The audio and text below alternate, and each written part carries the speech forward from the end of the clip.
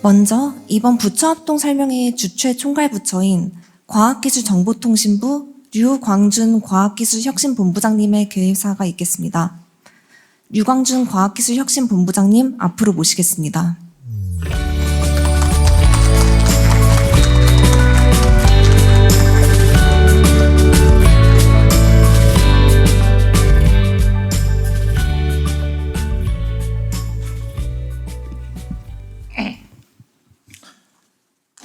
안녕하십니까. 과학기술정보통신부 과학기술혁신본부장 유광준입니다. 2025년 을사년 새해를 맞아 산학연 과학기술인 여러분들을 모시고 인사드리게 되어 대단히 기쁘게 생각합니다. 올해는 지혜로운 뱀의 해라고 합니다.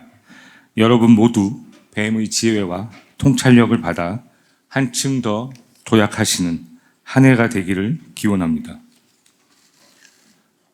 인공지능과 같은 혁신 기술이 국가의 성장을 견인하는 가운데 기술 패권 경쟁으로 기술 블록화가 심화되고 글로벌 공급망이 새롭게 재편되고 있습니다. 기후변화로 인한 심각한 재난재해와 먼 미래라고 생각했던 저출생 고령화, 이에 따른 지방 소멸은 이미 우리 눈앞에 현실로 다가와 있습니다. 우리 경제의 새로운 성장 동력이 잘 보이지 않는 가운데 우리나라 주력 산업의 경쟁력이 약화되고 성장 잠재력 또한 하락하고 있는 것이 사실입니다.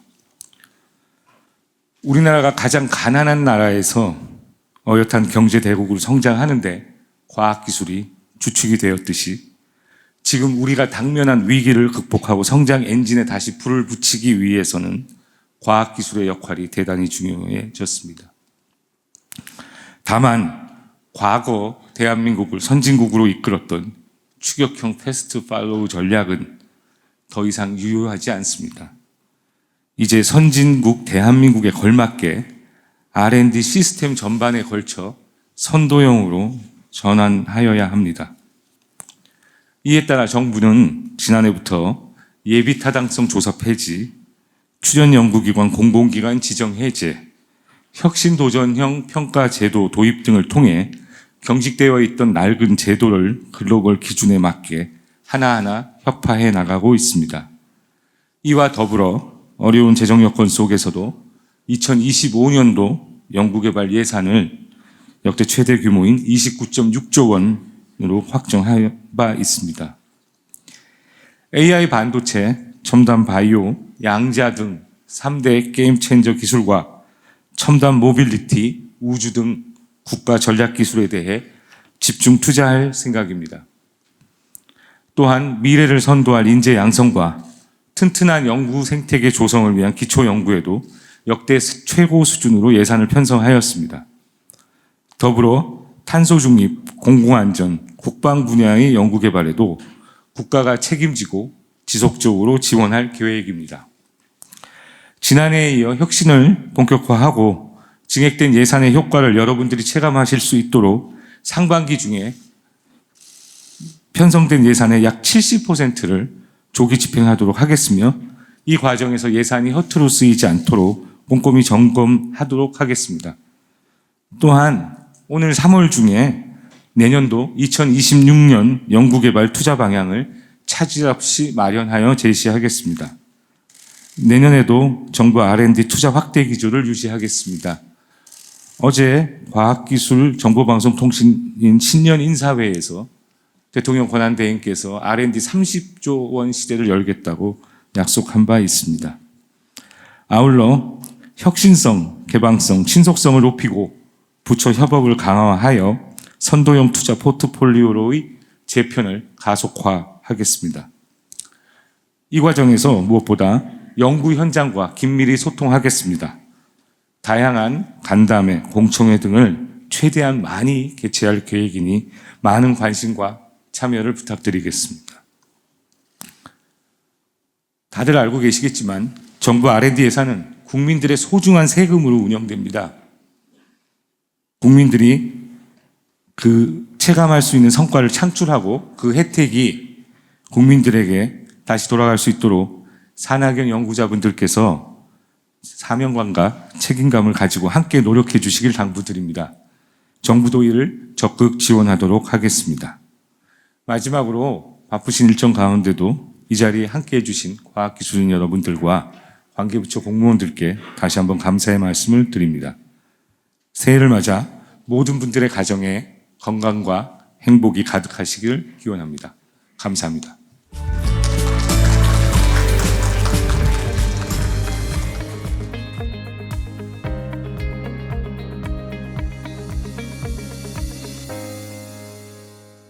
예, 선도형 R&D 전환을 위한 정부 R&D 혁신 내용을 설명드릴 과학기술부의 과학기술정책과장 윤성훈입니다.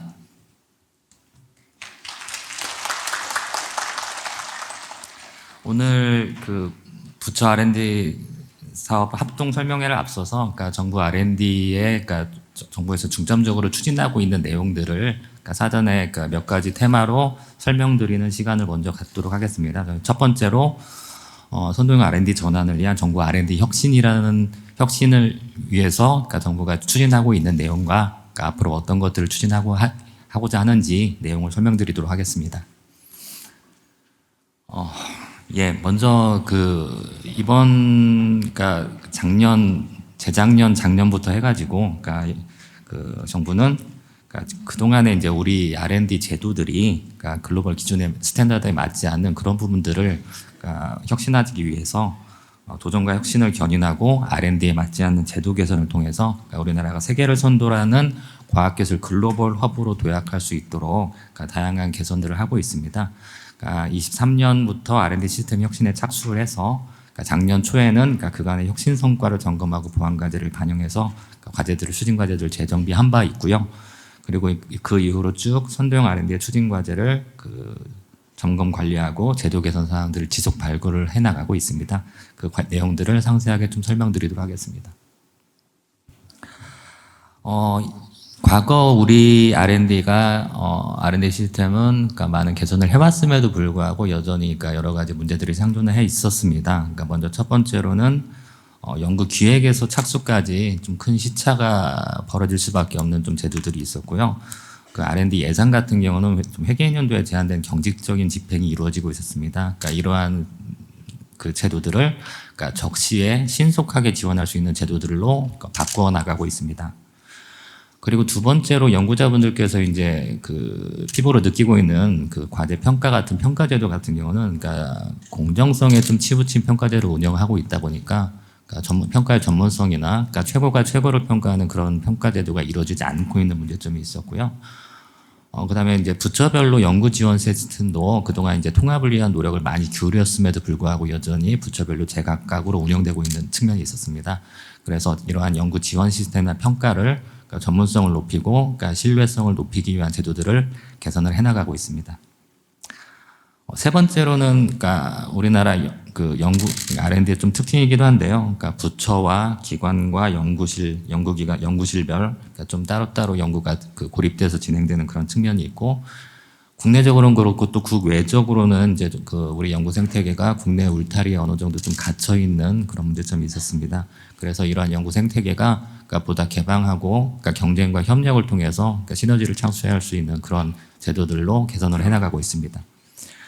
네 번째로는 그러니까 그동안 연구자분들께서 많이 노력을 하셨음에도 불구하고 여전히 그러니까 따라붙기 쉬운 연구에 안주하는 그런 문제점들이 조금 남아 있습니다. 그리고 그러니까 갈수록 이제 어려워지는 현실에서 우수 인재들이 연구 현장에서 이탈하는 문제들도 그러니까 발생을 하고 있습니다. 그래서 우리 R&D를 좀 더 혁신과 혁신성과 도전성을 제고하고 그러니까 우수 인재들의 그러니까 육성을 강화하는 방향으로 제도를 만들어 나가고 있습니다. 이러한 선도형 R&D 전환 가속화를 통해서 연구 현장에 실질적인 변화를 도출해 나가고자 합니다. 그러니까 세부 내용을 말씀드리겠습니다. 먼저 첫 번째로 신속 유연한 지원과 기술 확보의 골든타임 사수입니다. 그러니까 이를 위해서 R&D 예비 타당성 조사의 획기적인 개선을 추진을 하고 있습니다. 그러니까 많이 들으셨겠지만 R&D 예비 타당성 조사의 전면 예비 타당성 조사를 그러니까 전면 폐지하겠다는 방침을 그러니까 발표를 한 바가 있고요. 전면 폐지되기 전에 과도기적으로는 예비 타당성 조사의 면제 대상 범위를 그러니까 신속한 추진이 필요한 경우까지 확대를 하고 그다음에 예비타당성 조사 기간을 이제 획기적으로 단축하는 패스트트랙 제도도 그러니까 정책적 필요가 있는 모든 사업으로 확대를 해서 활성화해 나가고 있습니다. 작년 5월에 발표한 R&D 혜택 폐지 관련해서는 그러니까 과학기술기본법과 국가재정법 그 법 개정을 통해서 신속하게 그 폐지가 이루어질 수 있도록 추진을 할 계획이고요. 예타가 폐지될 경우 나타날 수 있는 그런 부작용을 방지하기 위해서 사전에 그 연구사업의 기획을 점검하는 제도라든가 그러니까 시설이나 그러니까 대형 사업 같은 경우 구축형 R&D의 경우에는 맞춤형 심사 제도를 도입하는 것 같은 보완 방안도 마련을 해서 그러니까 추진을 할 계획입니다. 두 번째는 연구 과제를 연중에 수시 착수에 있도록 하고 그러니까 유연하게 집행하도록 개선하는 내용입니다. 회계연도 일치라는 이제 어쨌든 제도가 있어서 그러니까 그간에 이제 연구비를 집행하는데 조금 경직적인 측면이 있었는데요.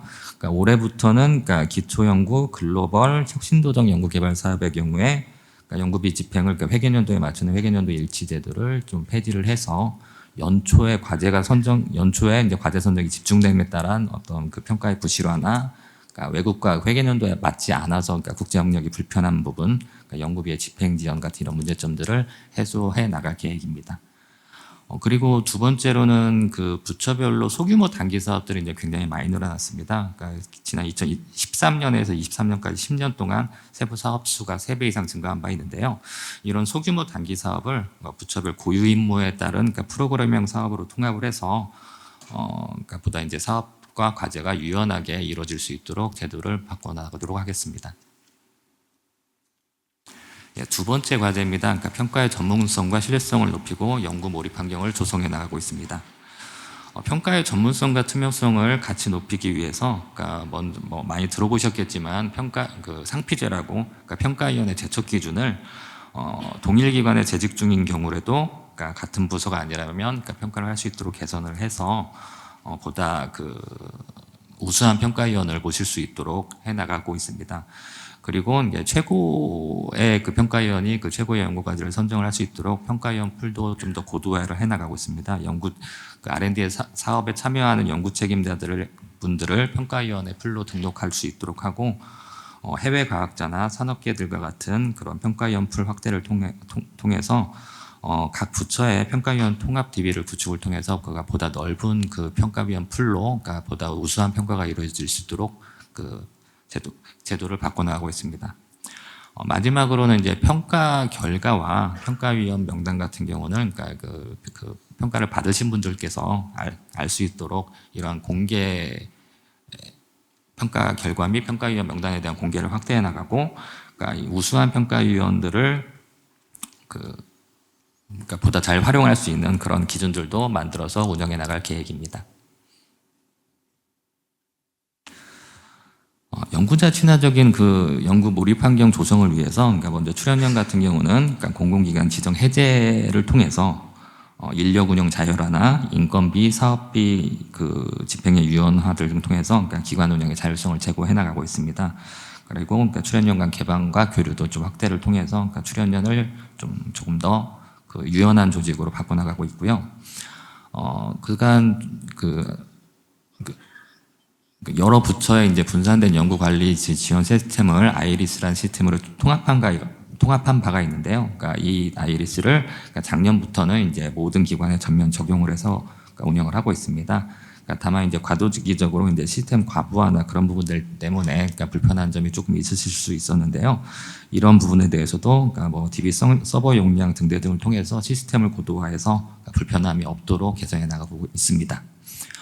그리고 연구 현장에서 연구자분들께서 느끼시는 그러니까 그런 작은 마이크로 규제라고 할까요? 그런 부분들을 불편함을 해소할 수 있는 제도 개선을 지속적으로 추진해 나가고 있습니다. 이후에 이제 좀 다른 발표자께서 이제 설명을 드리겠지만, 그러니까 국가연구개발 행정제도 개선이라는 이름으로 학생 연구자나 육아휴직자분들의 지원을 강화한다거나, 그러니까 기업이 매칭하는 연구비의 부담을 완화하는 등 이런 그 지속적인 제도 개선을 통해서 그러니까 불편을 느끼는 부분들을 최대한 해소해 나가기 위해서 노력을 하고 있습니다. 예, 세 번째로는 정부 R&D의 그러니까 경쟁과 협력을 강화하고 글로벌 개방과 연대를 강화하는 내용입니다. 부처 간 기관 간 벽을 허물어서 그러니까 연구 주체의 역량을 강화하는 내용을 추진을 하고 있는데요. 그러니까 먼저 부처별 R&D에 지출한 데 이제 칸막이가 있어서 그러니까 저 국가 전체적으로 좀 전략적인 투자를 하는데 조금 애로가 있습니다. 이 부분에 대해서는 그러니까 기재부 협의를 통해서 그러니까 부처 간 칸막이 없는 국가 R&D 예산 조정 배분이 이루어질 수 있도록 그러니까 지출한도 설정 논의 등을 그 협의를 진행을 하고 있습니다.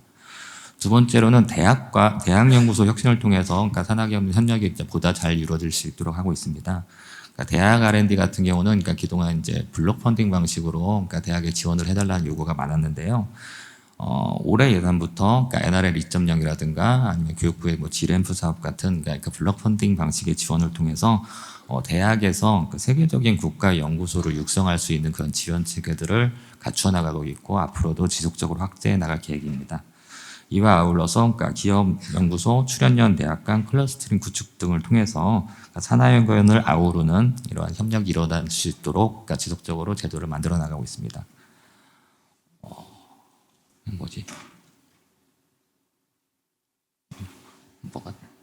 뭐가 떴네요.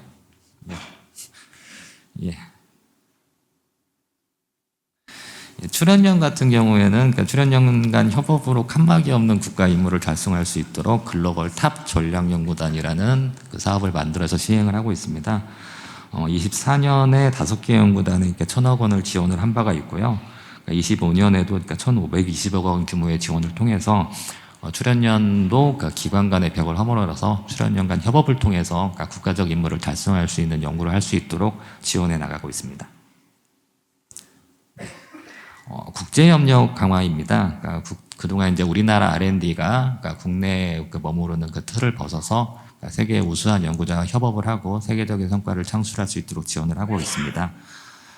많이 들으셨던 것처럼 작년 3월에 호라이즌 유럽의 가입 협상이 타결된 바가 있고요. 이에 따라서 올해부터 EU 연구자 동등하게 우리나라 연구자들도 그 EU 호라이즌 유럽 그 프로그램의 연구과제 지원과 연구비의 직접 수혜가 가능하게 되었습니다.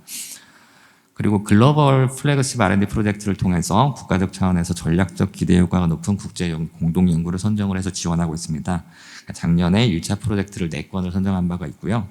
올해도 2차 프로젝트를 선정을 해서 우리나라가 전략적으로 외국과 협력해야 될 필요가 있는 그 프로젝트를 발굴을 해서 지원을 해 나갈 계획입니다. 그리고 이러한 국제 협력이 이루어질 때 이제 물론 연구자분들께서 어느 나라에서 뭐 어느 연구자와 협력을 하셔야 될지 뭐 가장 잘 아시겠지만 그런 협력 대상을 발굴하시는데 애로가 있는 경우를 그 도움을 드리기 위해서 국가 전략기술 분야에서 글로벌 협력 활성화를 위한 전략 지도를 수립을 해서 그 안내를 드리고 있습니다. 12대 국가 전략기술과 14개 탄소 중립 기술 분야에서 어느 나라에서 어느 분야에 강점이 있고 어떤 우수한 연구자가 있는지 이러한 전략 지도를 마련을 해서 그 안내를 하고 있으니 그러니까 글로벌 협력을 하시는데 활용을 하시면 좋을 것 같습니다. 네 번째로 혁신도전 R&D 그리고 인재를 키우는 R&D입니다. 세계 최고를 지향하는 혁신도전형 R&D를 작년부터 본격화해 나가고 있습니다. 혁신성, 도전성이 명확한 사업 등을 소격차, 신격차, 또 파괴적 혁신 기술, 창의 도전형, 그러니까 이러한 그 유형별로 그룹핑을 해서 그 사업군으로 선별을 해서 이 사업들에 대해서는 특례 등 다양한 지원을 추진을 하고 있습니다. 그 혁신도전형 이 R&D 사업 같은 경우는 25년 투자 규모도 정부 한 1조 400억 원으로 크게 확대를 했고요. 이후 정부 R&D의 5% 수준으로 확대해 나갈 계획으로 지속적으로 확대를 해 나가도록 할 계획입니다. 그리고 이런 혁신도전형 R&D에 대해서는 평가 시에 성공 실패 평가를 폐지하고 예타 면제를 인정을 하거나 아니면 시설 상비 도입 같은 경우에는 신속 추진을 위해서 수의 계획을 허용한다든지 이러한 3대 특례를 적용을 해서 보다 유연하고 혁신 도전성을 저해하지 않게 연구비 사업이 이루어질 수 있도록 제도를 개선해 나가고 있습니다. 이러한 그 특례나 그런 내용들에 대해서는 올해 상반기에 고시 재정을 통해서 보다 제도가 명확하게 반영될 수 있도록 해 나갈 계획입니다. 예, 마지막으로 과학기술 인재를 키우는 연구환경 조성입니다. 이공계 대학원생 연구생활 장려금을 도입을 했습니다. 대학원생들이 그러니까 다른 직업 없이 생활 가능한 그러니까 다른 직업 없이 그러니까 최저 보장액 이상의 금액을 지급을 해서 그러니까 연구에 몰입을 할 수 있도록 25년부터 이공계 연구생활 장려금을 석사 80만 원, 박사 110만 원 기준으로 그러니까 신청대학 중심으로 이제 지원을 할 계획이고요. 그 전에 현장 의견 수렴을 바탕으로 학생 인건비 통합관리 제도 개선 방안을 마련을 해서 시행을 한 바 있습니다. 이에 대한 그 제도는 그러니까 올해 쭉 시행을 할 예정이라서 그 과정에서 많은 의견을 주시면 저희가 그 운영을 지속적으로 개선해 나가도록 하겠습니다. 그러니까 우수한 이공계 대학생들의 그 유인을 촉진하기 위해서 그러니까 우수 이공계 대학생에게 대통령 과학금 장학금을 대통령 명의로 지급을 하고 있고요. 대학원생 대상으로도 이 대통령 과학금 장학금을 신설을 해서 그러니까 그 작년부터 좀 지급을 하고 있습니다. 석박사에 대한 장학금 수혜율을 좀 지속적으로 확대해서 앞으로 그 우수한 인재들이 이공계에 남아서 연구를 지속할 수 있도록 좀 노력해 나가도록 하겠습니다. 세 번째로 그 우수한 연구자들이 신준 연구자로 정착하고 성장해 나갈 수 있도록 모두 지원을 강화해 나가고 있습니다. 그러니까 대학에 새로 오신 분들께서 그러니까 초기 정착하는데 좀 어려움이 겪고 있는데 초기 연구실 구축을 적극 지원할 수 있도록 지원 규모를 확대하고 있고요. 그다음에 그러니까 포닥 연구자분들 같이 포닥 연구자분들과 같은 전문 연구자들께서 그러니까 성장할 수 있도록 세종과학 펠로우십이나 그러니까 포닥 성장형 공동 연구 같은 프로그램을 통해서 젊은 연구자들이 그러니까 보다 그 연구를 성장해 나갈 수 있도록 지원을 확대하고 있습니다. 예, 정부는 그러니까 그 선도형 전환에 착수를 해서 그러니까 올해는 그러니까 선도형 R&D로의 전환을 가속화해서 그러니까 연구 현장에서 그러니까 실질적인 그 변화를 체감할 수 있도록 하는 게 그 목표입니다. 그 과정에서 그러니까 저희 과학기술혁신본부는 R&D 미소공감이라는 그런 현장 소통 브랜드를 통해서 출연연 대학 기업이나 학생들과 같은 각계각층의 의견을 수렴을 하고 있습니다. 앞으로도 그러니까 선도형 R&D 전환 개혁 과제에 대해서 그러니까 지속적으로 그러니까 소통을 통해서 이해도 돕고 그러니까 의견도 듣고 앞으로 그러니까 무엇을 바꿔 나가야 될지 지속적으로 의견을 듣도록 할 테니 그러니까 그 과정에서 그러니까 많은 그러니까 의견과 참여를 부탁드리겠습니다. 예, 이상 설명을 마치겠습니다.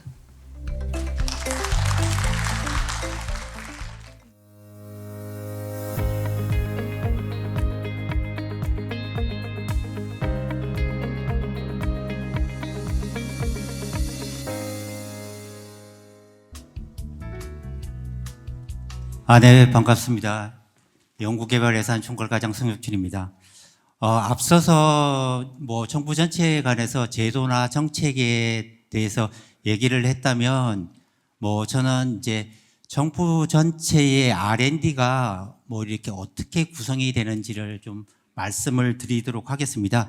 그리고 어차피 이제 오후부터 상세하게 하기 때문에 저는 여기에서 그냥 통계 위주로 아웃라인을 위주로 하겠고요. 저희도 아까도 말씀드렸지만 전체적인 기준은 선도형으로 전환을 하는 겁니다. 제도하고 정책이 이제 선도형으로 하고 있고 이제 투자도 그에 맞춰서 포트폴리오를 하고 있습니다. 여기 아마도 신문에서 많이 보실 텐데요. 우리나라 정부 지출이 올해가 어떻게 되냐면 673조 원입니다.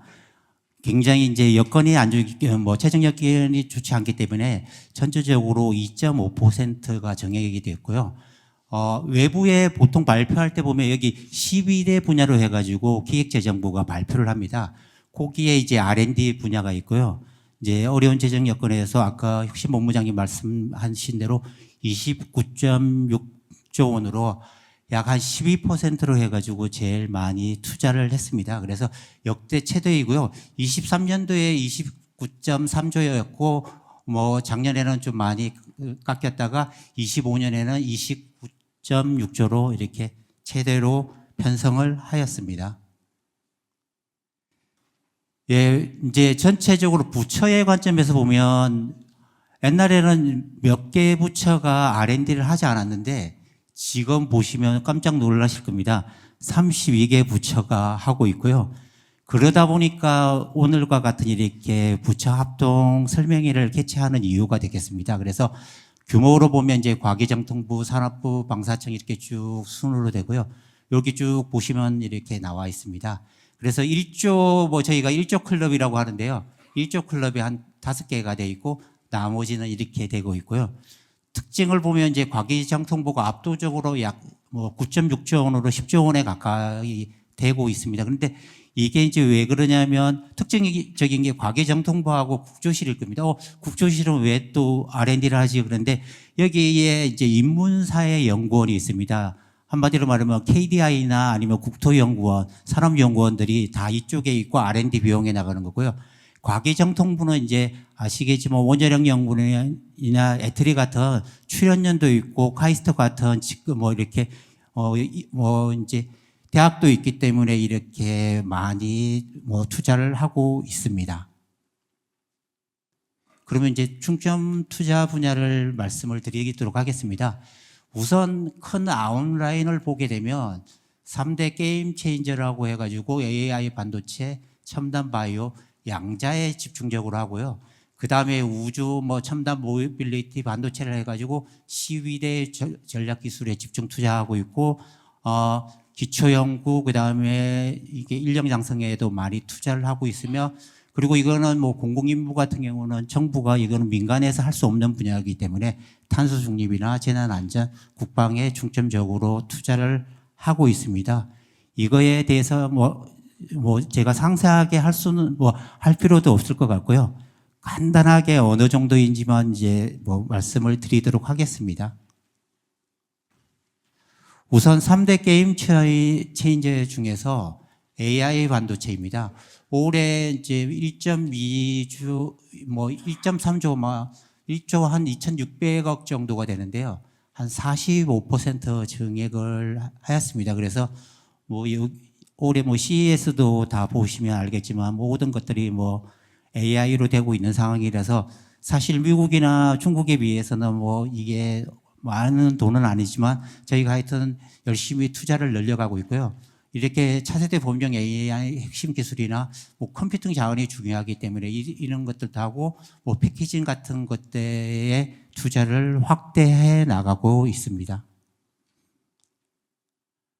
예, 첨단 바이오 분야도 이제 2조가 좀 넘게 투자를 하고 있고요.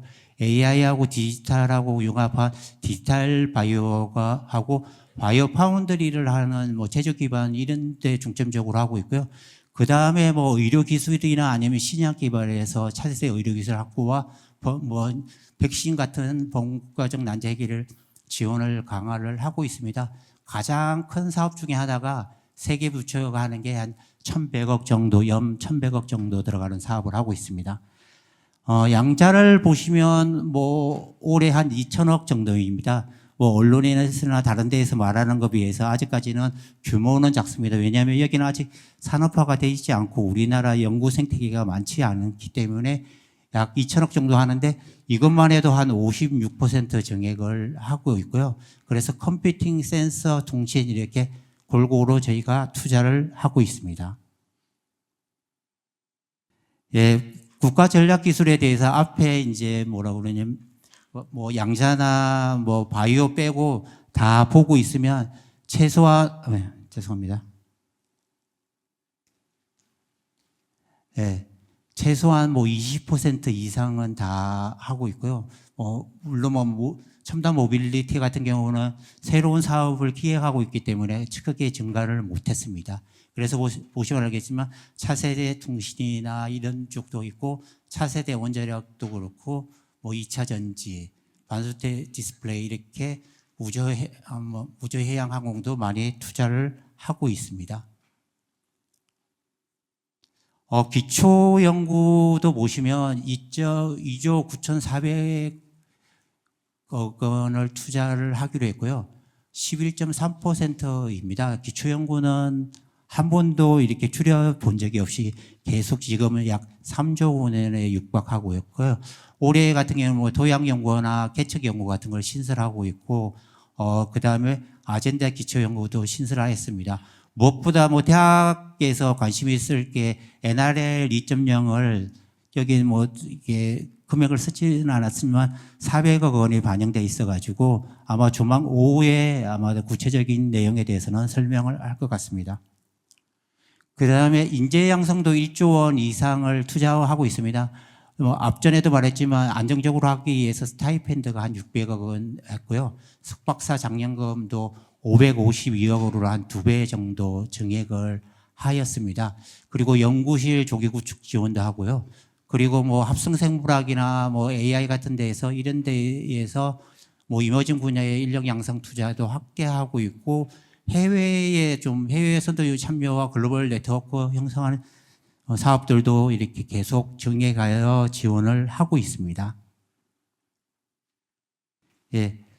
이거는 뭐 이제 아까도 말씀드렸지만 탄소 중립하고 재난 안전은 이거는 뭐 민간에서 주도적으로 하기 쉽지 않기 때문에 정부가 지속적으로 투자를 하고 있고요. 여기에서도 탄소 중립은 2.3조 원, 재난 안전은 2.1조 원을 올해 투자를 하겠습니다. 우선 에너지 믹스의 무탄소 에너지 이제 생산 공급 화력 기술을 하는데 원자력은 뭐 이제 SMR 위주로 하겠고요. 수소는 생산부터 저장까지 뭐 이동까지 하는 것들을 하고 있고 재생에너지 거기에 따른 전력망까지 이렇게 지원을 해 나갈 겁니다. 그리고 저탄소 산업으로서 이렇게 구조 개편을 해야 하기 때문에 공정혁신이나 에너지 효율 향상이나 뭐 CCUS 같은 것들도 이렇게 지원을 해 나갈 생각입니다. 그 다음에 재난안전입니다. 뭐 마약 범죄나 딥페이크 이런 것들의 신종 범죄가 이렇게 계속 나오고 있는데 여기에 따라서 정부 예산을 과감히 투입해 가지고 대응 기술을 만들고 있습니다.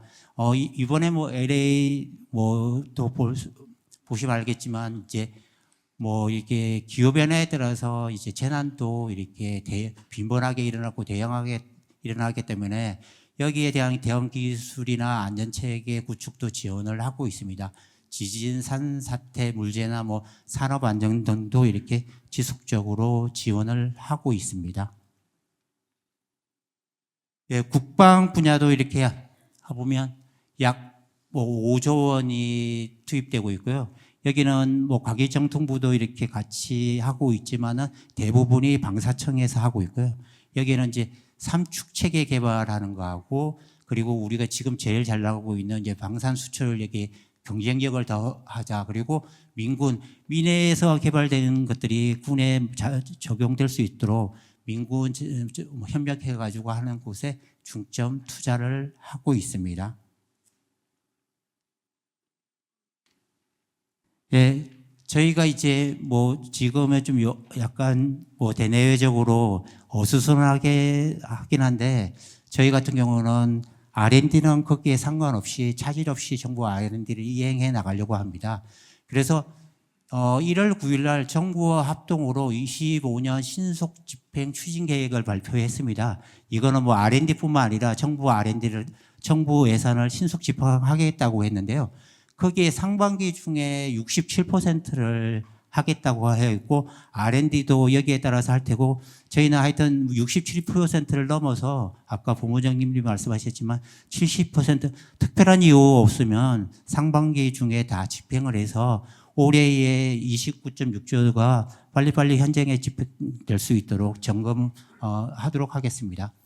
두 번째로 이제 저희가 3월 15일까지 또 이제 내년도 뭐 26년도 이렇게 투자 방향과 기준안을 마련하려고 합니다. 어제 대통령 개인께서 말씀하셨듯이 R&D 투자 확대 기조를 유지하겠다. 최소한 30조 원 이상을 투자해서 30조 원 시대를 열겠다고 하기 때문에 거기에 맞춰서 여기 작성을 하려고 그러고요. 아까도 말했지만 저희가 선도형으로 계속 전환을 하고 있습니다. 내년에도 선도형에 맞게 투자 포트폴리오 전환도 본격을 하겠습니다. 그리고 선택과 집중, 전략성, 부처 협업 이렇게 생태계 구축들도 강화해 나갈 거고요. 이제 윤성호 과장도 말했겠지만 저희도 이걸 만들면서 주체별 간담회나 대국민 공청회는 저희가 요 날짜를 지금 하려고 하는데요. 이때도 뭐 많은 관심을 좀 가지시고 와서 활발하게 의견을 개진해 주시면 거기에 맞춰서 현장의 의견을 반영해서 이게 잘 만들어 나가도록 하겠습니다. 네, 이상으로 설명을 마치도록 하겠습니다. 네, 감사합니다.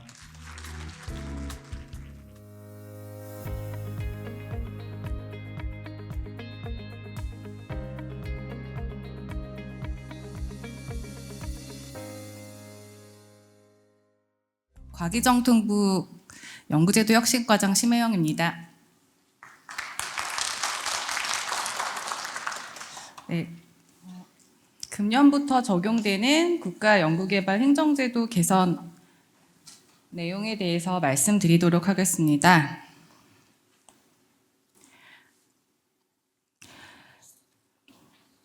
네, 작년 한 해 동안 관계부처와 연구 현장의 제도 개선 의견을 수렴하여서 8월에 제도 개선 방안을 마련하였고, 작년 말에 국가연구개발혁신법 시행령 개정을 완료하여서 올해부터 적용이 되는 사항들입니다. 네, 기본 방향은 자율적, 선도적 연구 촉진을 위한 제도 기반 강화를 목표로 학생 연구자 등 연구자 지원과 연구 편의성 강화, 연구비 부담 완화, 평가 전문성 강화 및 책임성 제고 등 3가지 추진 방향을 마련하였습니다. 그리고 각 추진 방향별로 4개 과제씩 총 12개의 개선 과제를 마련하였습니다. 그 과제 하나씩 설명을 드리겠습니다. 내용이 조금 많아서 개선 방향 위주로 간략하게 설명을 드리겠습니다. 첫 번째 개선 과제는 학생 연구자의 연구 몰입 환경 조성 과제입니다. 학생 연구자가 안정적으로 인건비를 지급받을 수 있는 기반을 마련하기 위해서 기간 계정과 세부 계정 병행 설치가 가능하도록 개선을 하였고요. 그다음에 연구자 계정의 잔액 일부를 기간 계정으로 이체하도록 하겠습니다. 네, 그리고 육아휴직 중인 연구자와 연구 지원 인력의 고용이 안정적으로 유지될 수 있도록 그 육아휴직 기간 동안 연구기관이 부담해야 하는 퇴직급여 충당금과 4대 보험료를 간접비로 사용할 수 있도록 개선하였습니다. 그리고 기업이 정부에 납부하는 기술료 부담 완화를 위해 정부 납부 요율을 절반 수준으로 하향 조정하였습니다. 그리고 비영리 기관에서 그 기술 이전을 통해 기술료 수입이 발생을 했을 때 그 발생한 수입을 사용할 때 그 사용 그 용도를 정하고 있습니다. 그래서 그 중에 연구자 보상 목적으로 60% 이상 사용하도록 개선하였습니다. 연구 지원 시스템의 사용자 편의성을 강화하기 위해서 아이리스의 접수 항목을 간소화하였고, 그리고 시스템 간 상호 연계를 통해서 연구자 정보를 중복 입력하시던 것을 최소화하도록 하였습니다. 네, 다음은 그 초기 중견기업의 그 기간 부담, 연구비 부담을 완화하기 위해서 매출액 3천억 원 미만의 초기 중견기업에 대해서는 현금 부담 비율을 그 종전의 13%에서 10%로 낮춰서 중소기업과 동일한 수준을 부담하도록 하였습니다. 네, 다음 이제 기관 부담 연구개발비 납부 시기를 유연화하도록 하였습니다. 과제 상황에 따라서 각 부처에서 기관 부담 연구비 납부 시기를 정할 수 있도록 개선을 하였고요. 다만 따로 정하지 않은 경우에는 종전 규정과 같이 연차 종료 3개월 전까지 납부하도록 하고 있습니다. 그리고 그 기간 부담금을 미납하는 경우에는 연구비 통합관리 시스템에서 연구비 지급을 중지할 수 있도록 개선해서 조금 더 관리를 잘 하실 수 있도록 개선하였습니다.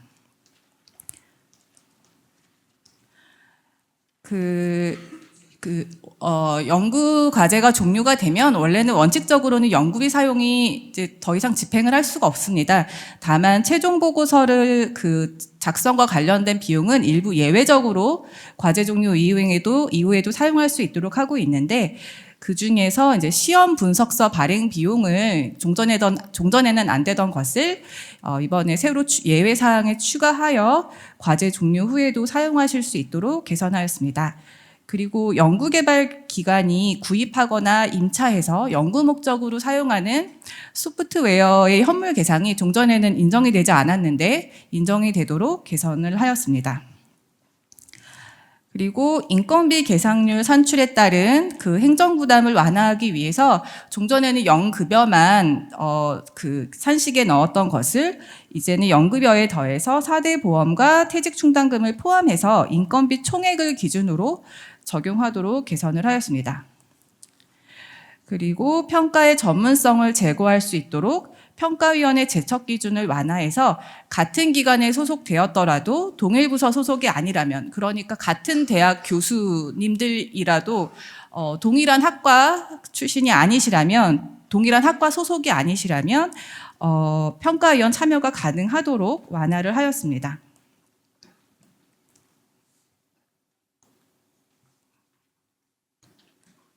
네. 그리고 그 평가위원회 책임성을 강화하기 위해서 이해상충 기준과 평가위원 의무를 인지하도록 사전에 안내하는 행동강령을 도입을 하고 평가 결과와 평가위원 명단을 피평가자에게 공개하도록 개선을 하였습니다. 네, 그리고 11번째 과제입니다. 그 연구자나 연구기관이 환수금이나 제재부과금을 납부 의무를 불이행하는 경우에는 과제를 신규 선정할 때 불리하게 대우할 수 있도록 그 요건을 추가를 하였습니다. 그리고 마지막 과제인데요. 연구 종료 후 협약 의무 위반이 발생한 경우 시정 요구, 불리한 대우, 제재 처분 등을 할 수 있는 근거를 마련하였습니다.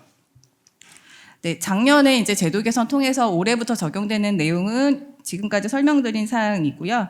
그다음에 올해도 행정제도 개선 작업은 계속 다시 또 추진을 합니다. 그래서 3월 중에 기본 지침을 마련을 하고요. 5월까지 이제 각 부처와 전문기관 그리고 연구 현장들의 의견을 수렴을 할 예정입니다. 그래서 연구 수행 중에 좀 불합리하다라고 느꼈던, 불편하셨던 그런 사항들이 있다면 자유롭게 의견을 주시면 저희가 잘 검토해서 올해 마련할 그 제도 개선 방안에 반영하도록 하겠습니다. 그리고 그 연구하시다가 궁금하신 사항들은 저희 이제 혁신법 규정들은 참고하실 수 있는 자료와 그 법령 해석과 관련된 문의를 하실 수 있는 창구를 말씀을 드립니다. 그래서 여기 이런 창구를 통해서 자유롭게 의견을 상시적으로 주시면 되겠습니다. 네, 이상입니다.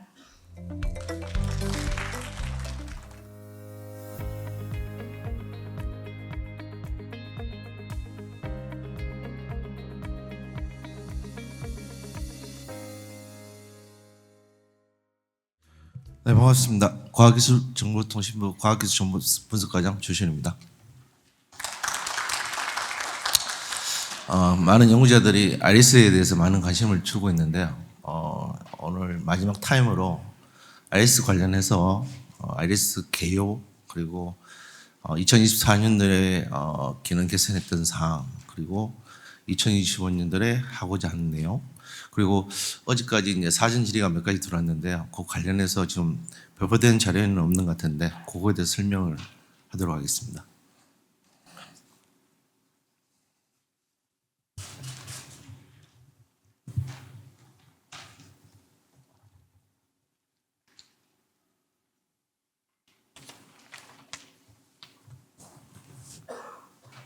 예, 아리스를 이제 처음 시작했던 배경은 연구자 불편이 계속적으로 제기되었던 것을 시발점에서 시작됐습니다.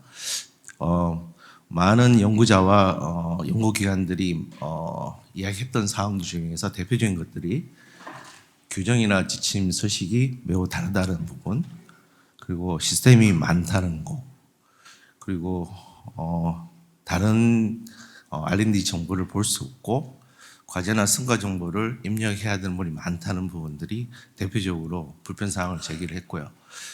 참고로 18년 당시에는 규정이나 서식이 한 150개 정도 됐었고요. 그리고 부처 관리기관별로 유지하고자 했던 시스템이 한 59개 정도 됐었습니다. 그래서 이 많은 것들에 대한 연구자의 불편을 해소하기 위해서 IS가 시작이 됐던 겁니다.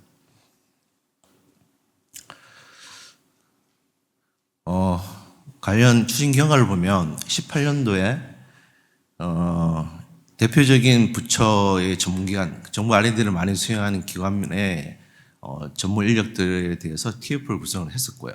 그리고 이 TF 구성된 인원이 19년도에 관련 표준화를 추진했습니다. 그래서 그의 결과물로서 19년도에는 각 부처나 전문기관이 사용하는 관리비, 연구비 관리 시스템을 이지바로하고 RCMS로 통합하게 되었고요. 그리고 이러한 모든 것들에 대한 법적 근거를 마련하기 위해서 2020년도 말에 연구개발혁신법이 제정이 되었습니다. 그리고 이제 시스템을 시범적으로 구축을 해서 국가연구정보자 시스템이나 과제관리 시스템을 시범 운영을 하고 2022년부터 본격적으로 아이리스를 운영하게 되었습니다.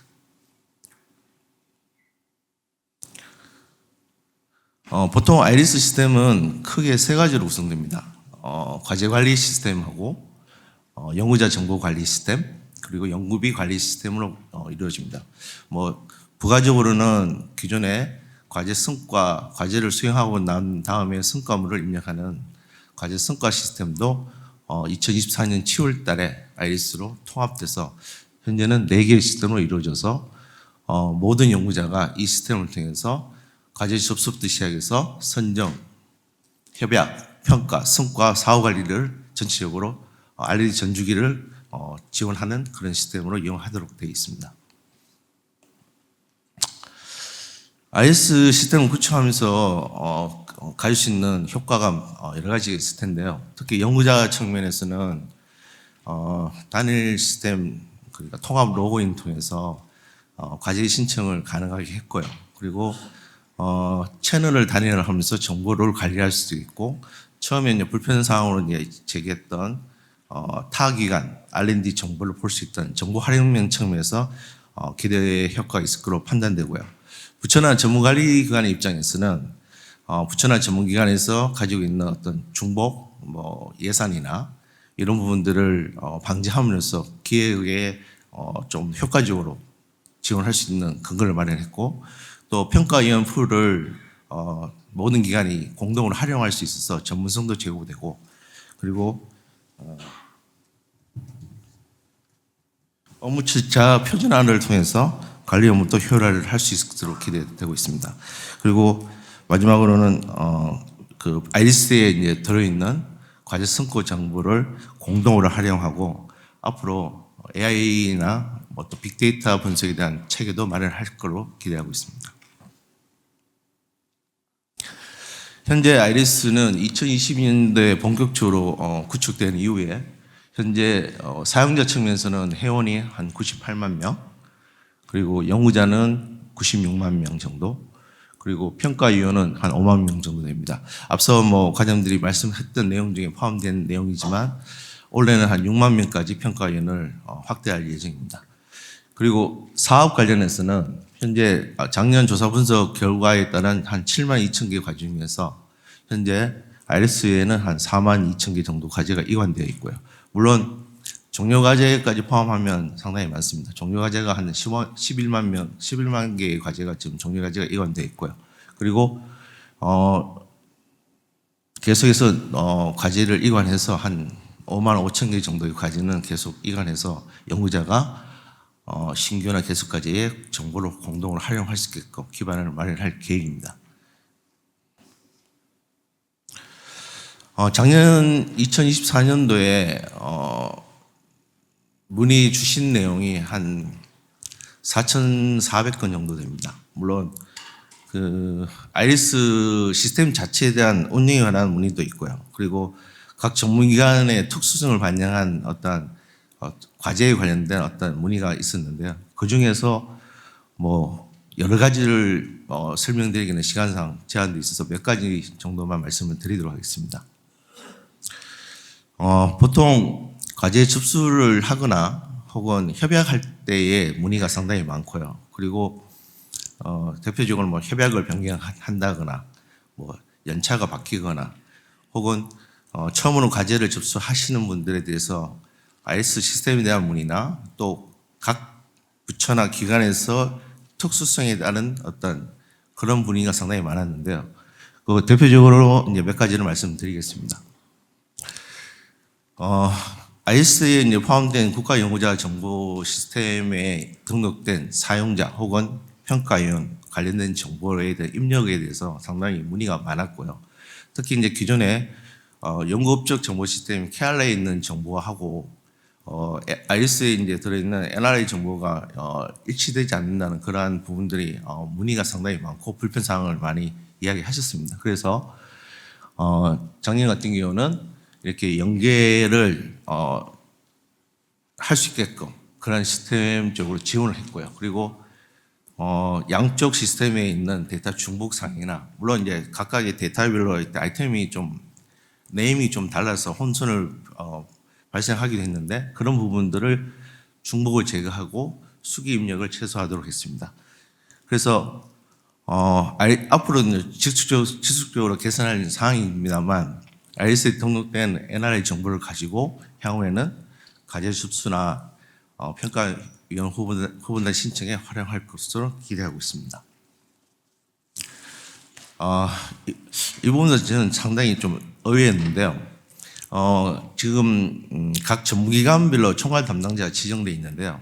IS의 각 메뉴별로 총괄 담당자의 역할에 따라서 조금씩 영향을 받는 메뉴들이 있습니다. 근데 기관별로 임의로 기관 총괄 담당자를 변경함으로 해서 혼선이 발생한다는 그러한 문의가 있었습니다. 그래서 이런 부분을 혼선을 방지하기 위해서 임의로 변경 시에는 이전 IS에 등록된 기관 총괄 담당자에게 곧바로 고지를 해서 이러한 혼선이 방지되게끔 그렇게 조치를 했습니다. 이거는 연구자 측면에서 상당히 요청하는 기능인데요. 연구자가 A 부처에서 B 부처로 과제를 접수할 때 이전에 작성한 정보를 재사용하기를 원해서 그런 부분에 대해서 이전에 과제 타 부처 혹은 타 기관에서 작성했던 정보를 불러오기나 다운로드 받을 수 있도록 그런 기능을 제공했습니다.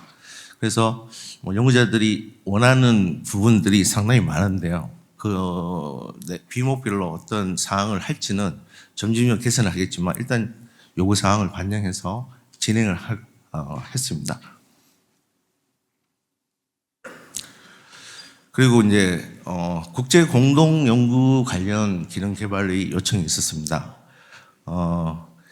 2024년 2월 달에 국제 공동 연구를 가능하게 한 법적 근거를 마련한 이후에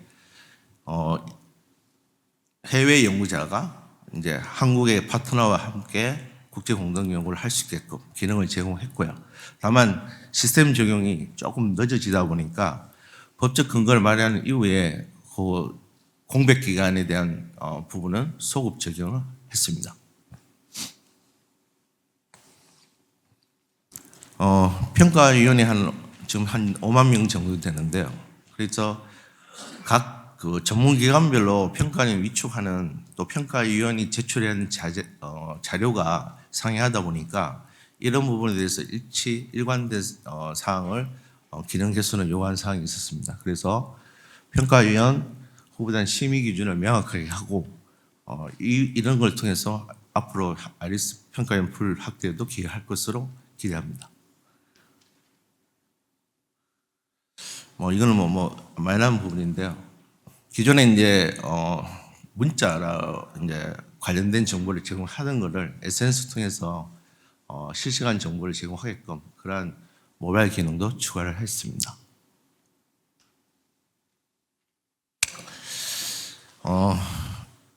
제가 앞서 말씀드렸듯이 R&D 신문고라로 이제 작년에 저희들이 기능을 만들었는데 연구자들이 불편 사항이 문의 게시판이 너무 많다. 그리고 어디에 게시판에 올려야 될지, 그리고 게시판에 문의를 했는데 리스폰스가 상당히 느리다 하는 부분들이 불편 사항을 제기를 했고요. 그래서 R&D 신분으로 통일을 시켜서 크게 이제 아이리스 운영에 관련된 부분, 그리고 연구기관의 소관, 특수사항에 관련된 문의, 그리고 그 밖에 연구 애로사항, 이렇게 이제 크게 세 가지 카테고리로 저희들이 문의사항을 접수를 하고 있고요.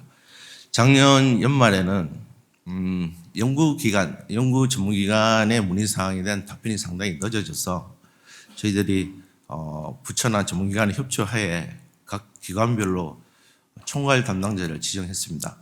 그래서 현재 4,400건의 작년 통계로 4,400건의 문의사항 중에 현재 3,900건이 답변이 완료됐고요. 나머지는 지금 처리 중에 있는 걸로 알고 있습니다. 그래서 지속적으로는 R&D 신고의 내용을 보다 빨리 답변할 수 있도록 해서 연구자의 불편사항을 최소화하도록 그렇게 하겠습니다. 그리고 이러한 부분들을 FAQ나 Q&A를 통해서 이전 질의사항의 진척사항이나 답변한 사항도 정량화해서 문의나 어떤 궁금증을 해소할 수 있도록 그렇게 하도록 하겠습니다. 2025년도도 지금 같은 상황에 대해서 계속적으로 저희들이 기능을 개선을 할 계획인데, 특별히 작년 2월달, 3월달에 불편 사항이 있었던 것처럼 시스템의 안정화를 도모하면서 전문기관별로 혹은 특히 이제 신진 연구자의 과제를 처음 신청하시는 분들의 어떤 애로 사항들을 중점적으로 저희들이 기능을 개선할 생각이고요. 그와 더불어 UI UX도 개선을 하고 그리고 NRA의 정보를 조금 더 확대해서 향후에 적극적으로 활용할 계획입니다.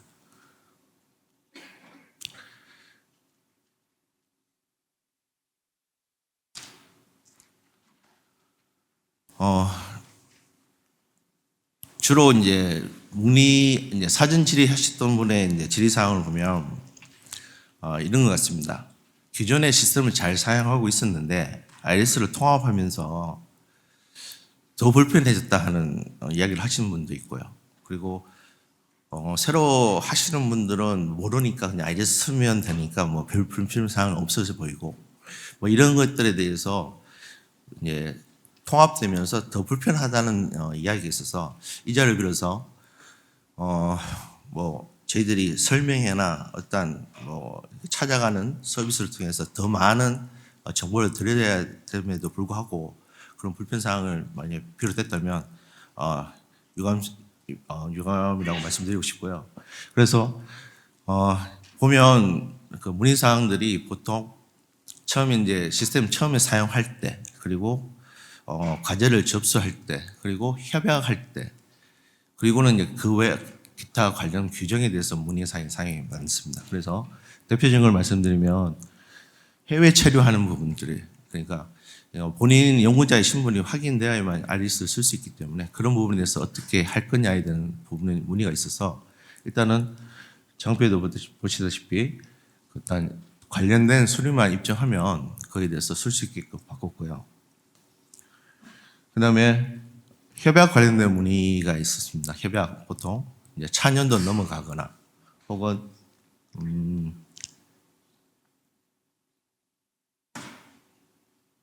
협약 변경할 때 시스템 내에 반영하는 게 느리다 하는 부분이 있는데, 이 부분은 아무래도 협약 변경을 하려면 이전 차수에서 발생했던 어떤 정산 부분들이 완료되어야만 차년도 협약이 가능하다는 거고요. 지금 이제 IRS 시스템의 이제 연구비 관리 시스템이 RCMS하고 이지바로로 되어 있지만 지금 연결만 된 상태라서 그 양 시스템에서 어떤 제반된 절차가 완료되어야만 IRS 반영된다는 그런 단점이 있습니다. 그래서 향후에 원래 이제 저희들은 RCMS를 제외한 이지바르하고 아이리스하고 이제 물리적인 어떤 통합을 지금 고민하고 있고요. 향후에 이런 부분도 조금 해소될 거라 생각됩니다. 그리고 부가적으로 대학 4년 힘단이 신청이 가능한 거는 관련 법에 따라서 둘 다 할 수 있기 때문에 그런 거라고 말씀드리고요. 좀 전에 말씀드렸듯이 기존에 이지발을 잘 썼는데 IS를 바뀌면서 잘 안 된다. 이런 부분들이 문의를 주셨습니다. 근데 과거 이제 그 대학 시스템하고 IS하고 좀 연계가 안 돼 있기 때문에 만약에 정부 부처나 출연해서 필요하다고 판단되면 저희들하고 협의를 해서 연계를 시스템을 구비를 하면 그 부분도 조금 해소가 될 거라고 보고요. 관련된 사항은 저희들 문의 주시면 적극적으로 답을 하도록 하겠습니다. 2023년도는 한 4번 정도, 2024년 3번 정도 저희들이 간담이나 설명을 했는데요. 올해는 더 많이 할 수 있도록 뭐 실무자 협의회나 뭐 아니면 뭐 분기별로 할 수 있게끔 저희들이 계획을 세우고 있고요. 특히 각 케이스별로 기능 개선이나 문의 사항을 하는 것보다는 정기적으로 저희들이 3월 혹은 9월 달에 공식적으로 소유자를 받을 생각이고요. 그 외에도 뭐 언제든지 문의를 해주시면 되겠습니다만 일단은 공식적으로는 그렇게 해서 전반적으로 문의된 사항에 따른 기능 개선에 대한 사항이나 혹은 시스템 운영에 대한 사항을 좀 차별화해서 연구자나 관리기관의 불편사항을 최소화하도록 그렇게 노력하겠습니다. 네, 이상입니다. 감사합니다.